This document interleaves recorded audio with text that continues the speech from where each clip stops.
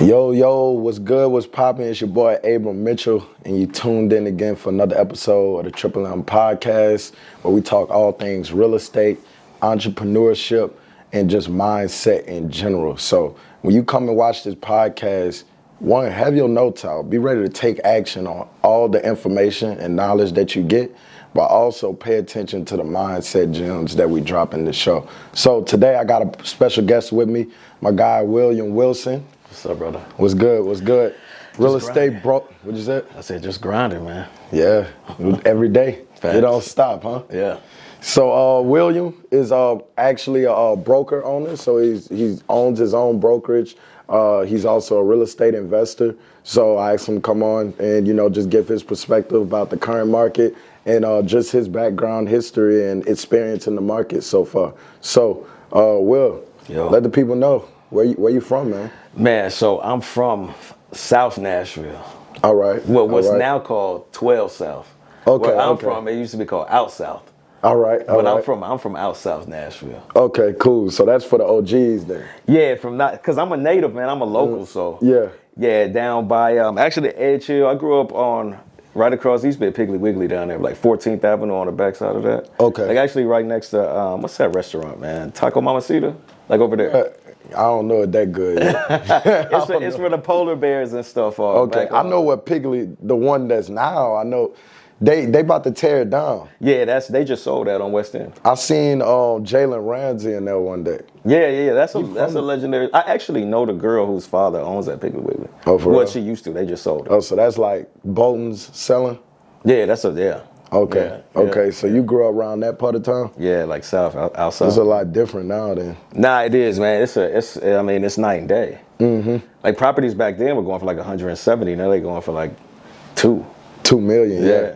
It's crazy over there. That's like the Gulch all over there. Correct. Then you got you got 12 South itself. Mm-hmm. You got Wedgwood. Yep. All that in that. Wedgwood, Houston. Yeah, you got everything. They call it all those new names, man. Yeah. It's funny.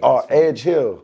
Yeah. Where you got Pancake Pantry. Yeah. And, that's like Hillsborough Village. Okay. Yeah. But it's all like in the same. Yeah, it's all in the same. I mean, back in the day, it was all called Out South. Okay. So how it was, growing up here back in the day? Man, I mean, it was different, man. I mean, we didn't have as many tourism, as much tourism as we do now.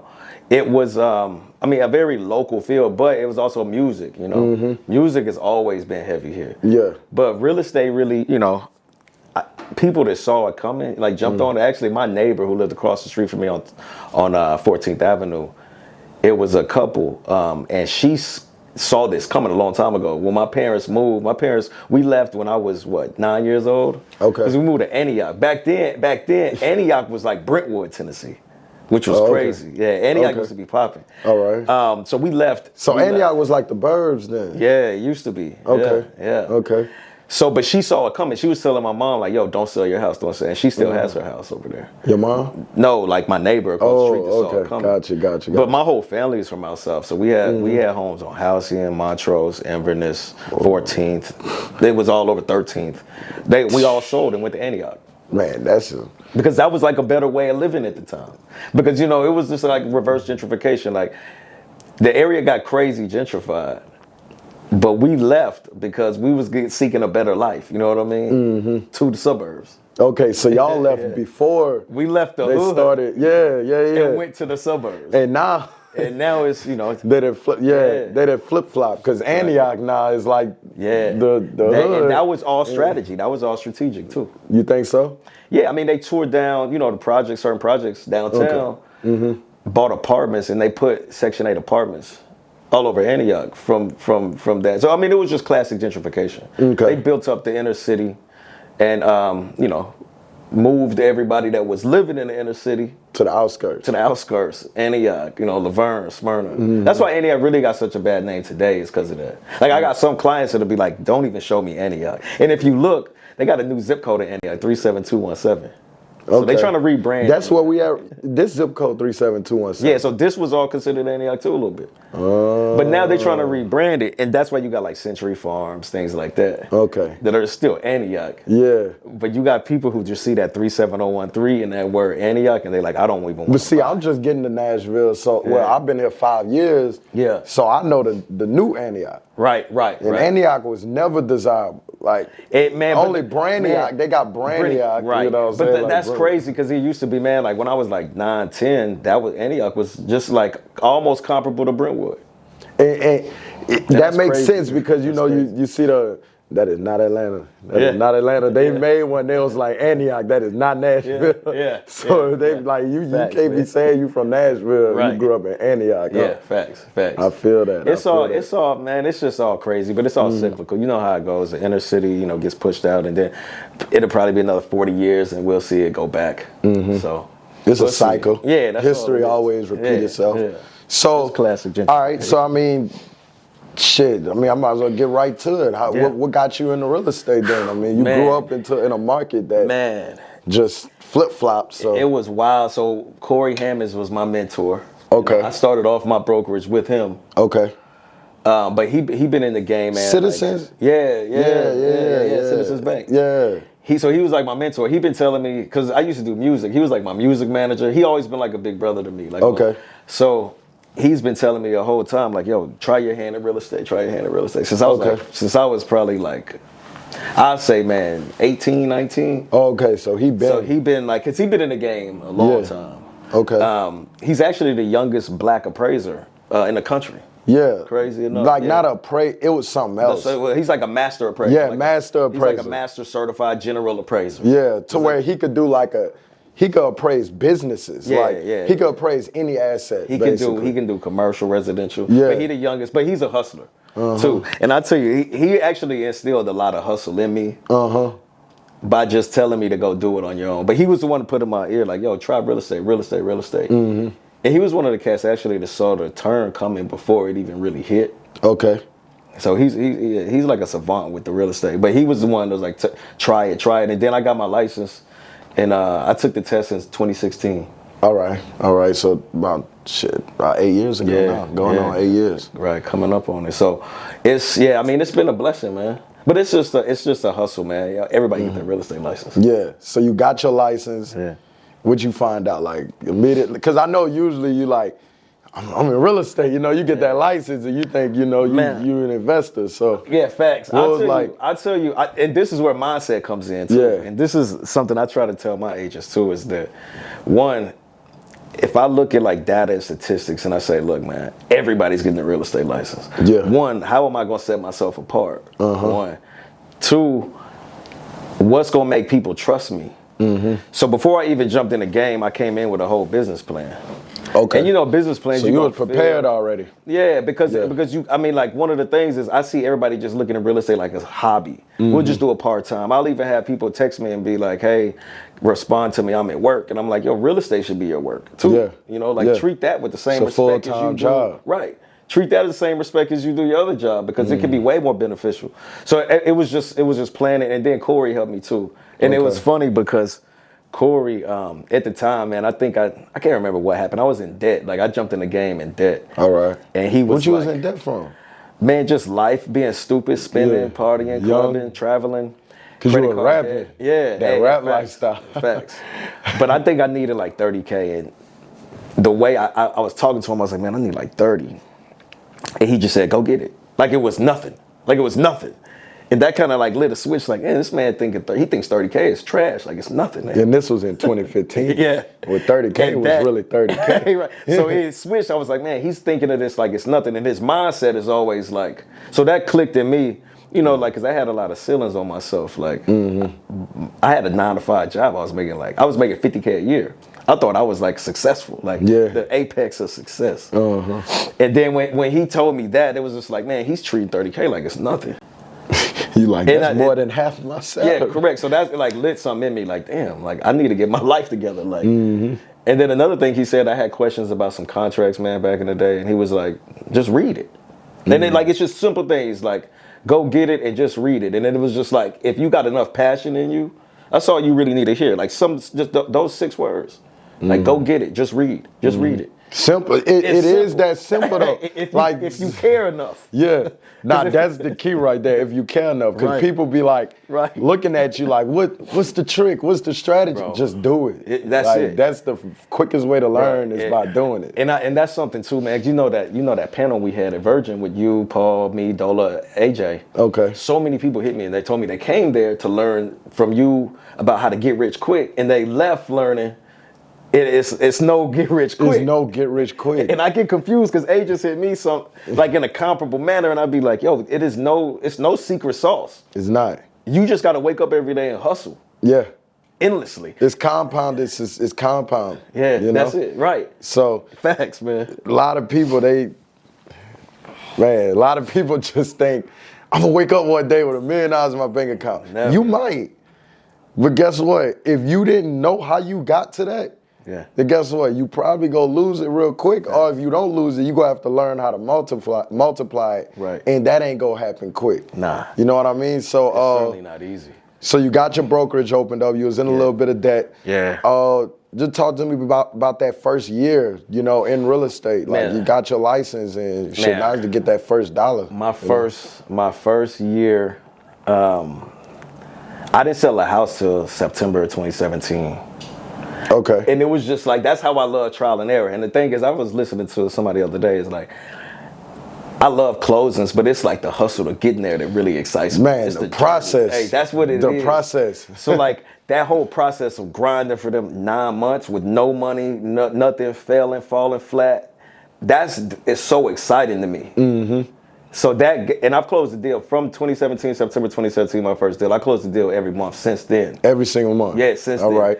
But the thing is, that first failing for so long, and it's not really even really failing, but not closing and executing so long taught me so much about myself, like who I want to be. Are you a real hustler? Like, do you really want this? Because you really find out. That's what I'm telling my agents too. You find out who you are when you fail. That passion. Yeah, you gonna give want up, it. you gonna Yeah. quit, or you gonna push. So man, that's just been the hustle. That's what I learned. So that was my first year, man. I didn't close anything till I got my license October 2016. I didn't close anything till September. A little over a year. September Well, a 2017. little under a year. Yeah. Okay, and September then you start 2017. closing deals every single month since that. Yeah, since then, yeah. Okay, and now you a broker. So Yeah. I know you can't just say you want to be a broker. Like, how did you make that transition from being an agent to now being the agent, because you're a broker? Yeah, and that's a good question. So something I learned too is like when you're doing business, people got to trust you. Like that validation got to be there. So what I wanted to do was just get a step up on every other agent. It seemed to me everybody got a real estate license. It's like so diluted, the game, the industry. Yeah. And those agents that don't care give agents a bad name. Yeah. So I was like, what can I do to separate myself from those people a little bit more? So I was like, let me go get my broker's license. I got that in March of 2020, like right when COVID was popping off. Okay. I went and got my broker's license in 2020. I didn't really open up my own brokerage till October of 22. But I got my broker license just to say, look, I'm doing this serious, and I know more than your average agent. Yeah, exactly. So So it's more like on your name, like you using that kind of like a flex, like with clients, like I'm a broker. Yeah, right. There's a difference between a broker and And an an agent. affiliate broker, right? Yeah, like it is a difference because that real estate agent test is easy. That first test, but that broker test, the real estate agent, you only gotta get 70%. Bro, I heard some people say that test was hard. Well, it's not. And that's why everybody got it. You know what I mean? Like it really ain't like. It's So the not brokerage test hard. The broker, man, they got you got A, B, C, D, E, F, and G.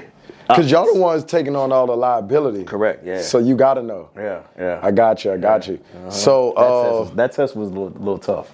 it was a little tough. Yeah, I mean, for sure. I mean, it was like my long-term plan was to start my own. That's why I never went with a big company. Like, I don't, because Corey's company's small. It was only like 5 of us over there. Okay. I The never Hammonds really, group, right? Yeah, the Hammonds group. Yeah. I never really wanted to get with a big name because, and again, my whole premise was like, people do business with you, not the company name. You know what I mean? So it's like, I tell my agents that, who cares about my company name? They doing business with you. Of course. Like, brand and market yourself, create your own identity. Yeah. But that's where I was. Because that's how you go get clients. That's it, yeah. You know, Like people think just because they go with Keller Williams, they go get clients. No. Like nah. No, It's and the that's relationship. not. But that's really not exactly. It's all about relationships, networking, and that's something I just was turned off by. And really, it was just a facade of like seeing everybody else do that. Like everybody got a license, everybody went with the big companies. It was like I'd rather just pave my own way. Yeah. You know, like in some regard, it's because like I've never bought a lead in my life. It's all like hustle. It's all hustle. So like I probably need to invest in a lead company maybe. You could come to us for that. Hey, well, look, we can teach you how to do that. Because like, that's what we specialize in, is lead generation and closing. Yeah, that's something I do need to talk to you about too, because I've never done that. Because I really have been. Well, I take that back. I say I've never closed a lead. I actually spent $10,000 on Zillow leads once. Okay. And closed nothing. Like closed nothing. I bought some.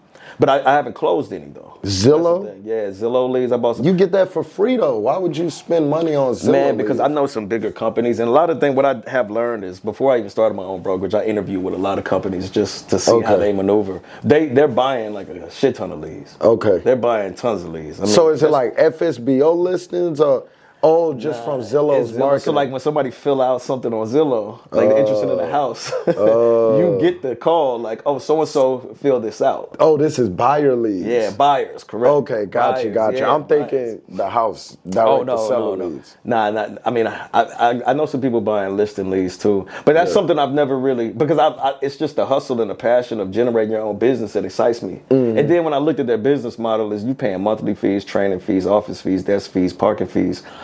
Then if they give you a lead, you gotta close it. You not only that, you're not even getting a big enough split for it to make sense after all those fees and you taxes. You talking about with Zillow? Yeah, I'm talking about with the brokerage. Like, say for instance, if I was just like, hey, this is really the business how it works. If I was to spend like $30K on leads, okay, and I give one of my agents a lead, their split is going to be, diminished. Yeah, I got to get my money back. You got to get your money back. Yeah. So what I try to teach my people is like, go hustle, generate your own business. It's out there. Because the company go charge you for those leads. Correct. And you probably go put in the same work to get that deal closed. Bro, you can go with these big companies, man, and run, and you look busy, but you may not make a lot of money.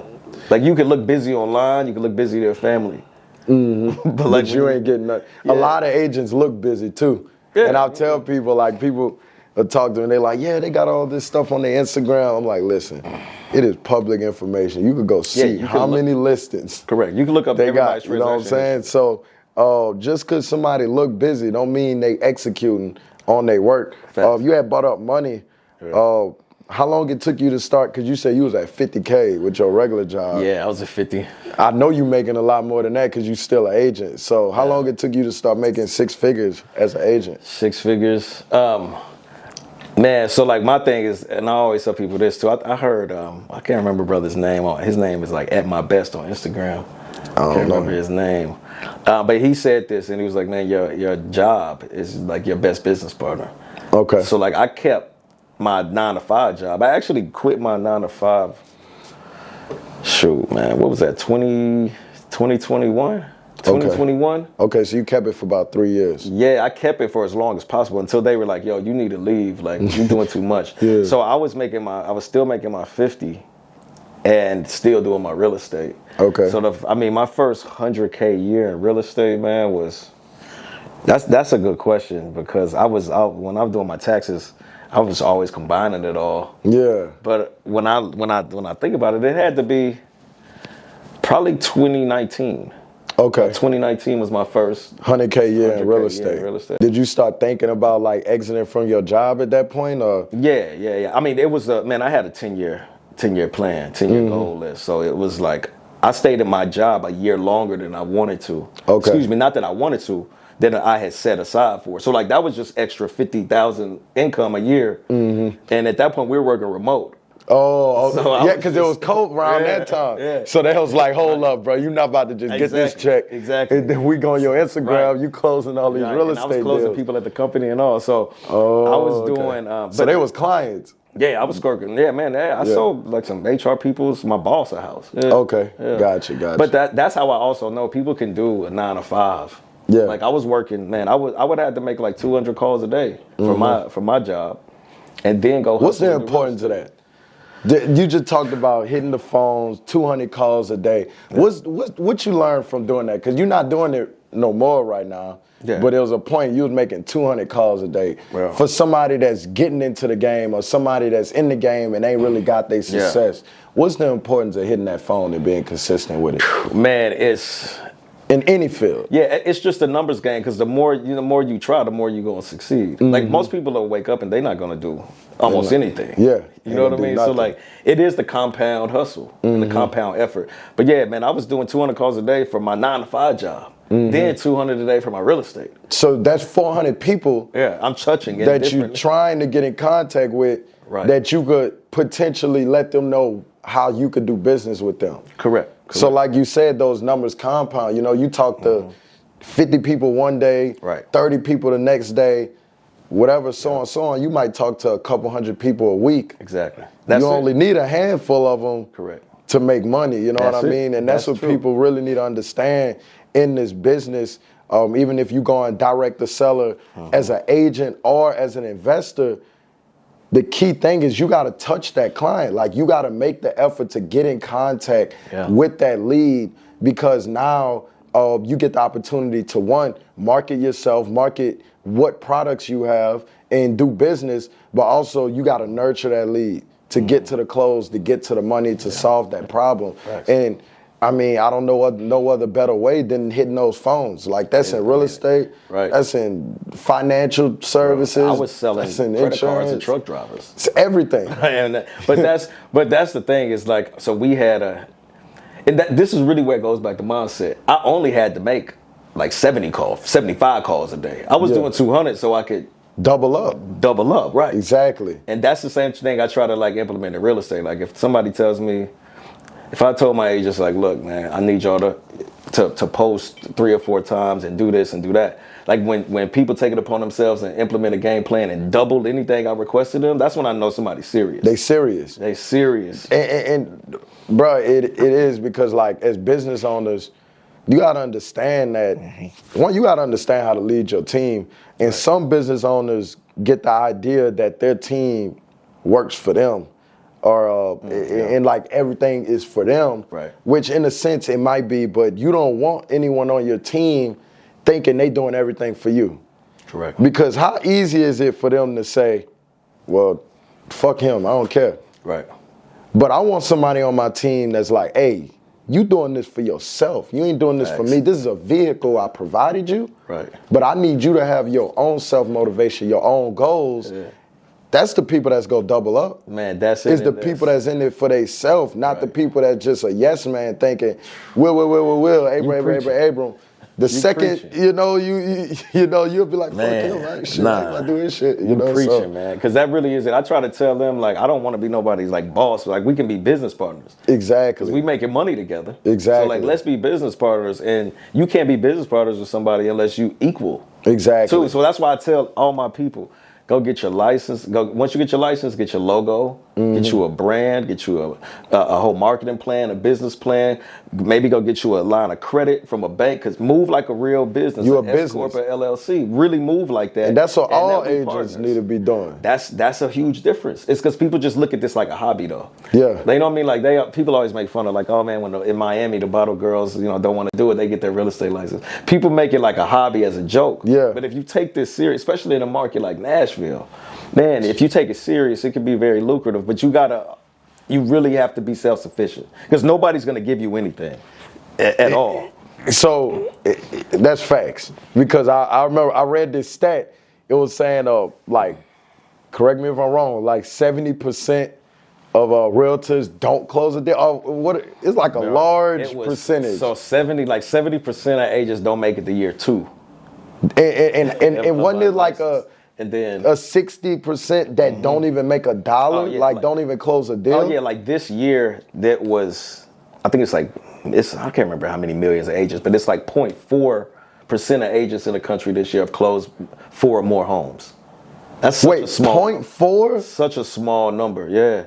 I think the number came down to like under like 300,000 agents. I gotta remember, but it was a point something number this year that have only closed 4 or more. Like what's the difference between okay, if you got 100 million agents with a, Right. or whatever, Right. 10 million agents with a license, what's the difference between that agent that closes one deal and that's probably like $1 million? Probably like 30%, like 3 million. Let's say out of 10 million, probably like 2 to 3 million will close one deal. Yeah. What's the difference between that agent that closes one deal and the agent that closes none?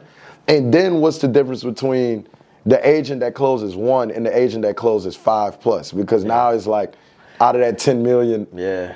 less than I think 50,000 to close more than 5 That's deals. a good you question. know? Because this is also like what I implement and try to communicate is you need to learn why agents fail first so you don't do that. Okay. But I will say this much, man. I feel like anybody can almost close one real estate deal with no hustle, passion. You can get a flash in a pan. Yeah. You can sell a family member a house. Yeah. You know what I mean? Like implementing like a business plan is what people don't do. Okay. You know, for people to do business with you, they got to trust you. And one, you got to trust it. You got to learn to trust yourself. And you learn that along the journey. If you don't put the work in, people can look at you and know, oh, he ain't confident. Yeah. You don't know what he's talking about. Yeah. You know, and then it'll be, you know, you may get your aunt that'll say, hey, I need to list my house. We got a divorce. You know, me and your uncle getting a divorce, can you sell the house?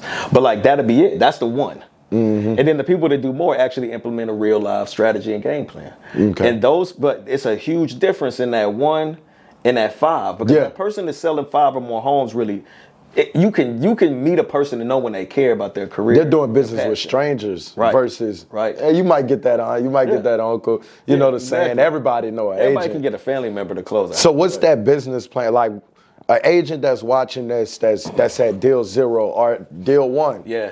And they see those stats and they like, damn, I don't want to be like the them, person yeah. that's on the So, bad side. How do you make sure you're on the good side? Man, it's expectation. So I think people fail.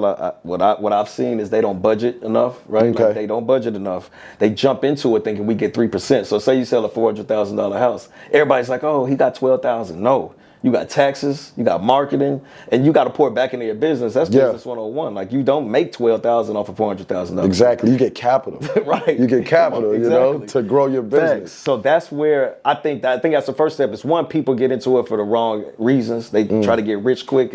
It's no get rich strategy. Unless, I would say, the caveat to that would be unless you got like an uncle or a family member that's selling like a $5 million house and you get your license Yeah. just to get that lick. Just to hit the licks. Then that'll make sense. Because you know the numbers and the margins make sense there. But how many of us got uncles with $5, $10 million exactly. houses? So really, you got to implement a business plan. I hardly see agents that do that. If you meet an agent 1 and you say, "Yo, tell me your 5-year business plan for your real estate company," now they'll be hard pressed to say, "Yeah." You know, they may not have anything. So that's 1. And then 2 is the budget. I can't really stress that budgeting enough. People don't realize. And what they budgeting for? Man, so gas, you know, gas, Yeah, you drive, marketing, taxes. In my company, we don't have monthly fees, but if you go with a big company, you got monthly fees, desk fees, transaction coordinator fees. And something else I need to reiterate is taxes. You know, Taxes. people don't understand. Reiterate that for every business. Taxes. So you got to That put is that a aside. partner in your company. Don't forget. Hey, facts. The Uncle IRS Sam coming get his. Hey, that's so true. Like one of my IRS mentors, bro. This IRS before I is a- made money, I like bro. the way you said that. Bro, it was before I made any money. Like I was just a little kid, don't know shit. You know, one of my mentors sat me down. Was like, bro, just understand that the IRS is a 40% partner in your business. And I was like, all right, cool. Sheesh. I never heard I did it not like understand that, Damn, that's until I wrong. got my first tax bill, and I'm like, 6 figures, and I'm like, yeah. what? Yeah.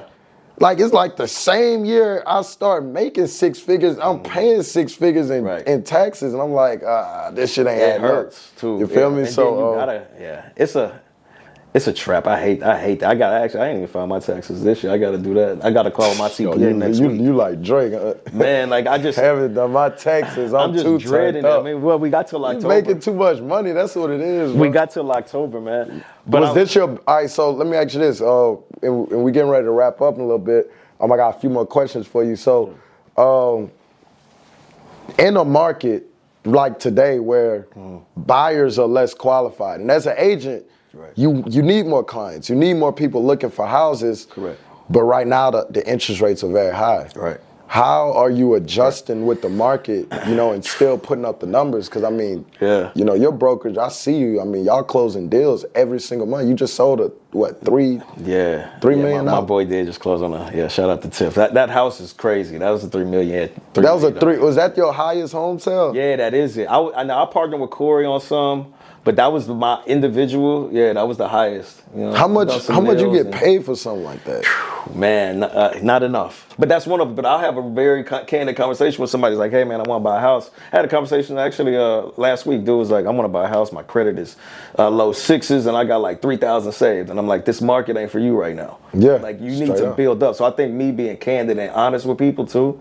And if somebody's like, I got a guy who, he's like, man, look, I got 23,000 saved. I got a 740. I know he's good with his money. His money management is there. So it's one, just education and being honest with people. And not salesy, because this is a service industry. It's another reason people lose is they try to treat this like a sales job. So like, and you got to prepare for I saw this coming. We all saw this coming. So like, I got other ventures too, like investments. You're investing too. The truck company, like it's other things that's like, I don't want to just have one income and just rely on just real estate sales. My end goal is like get like you into the development game. Yeah. Like one of my goals is, I'll say it out loud, 2024, I want to do 1 new build, 3 flips, and I want my company to sell $100 million, all of us combined, like $100 million.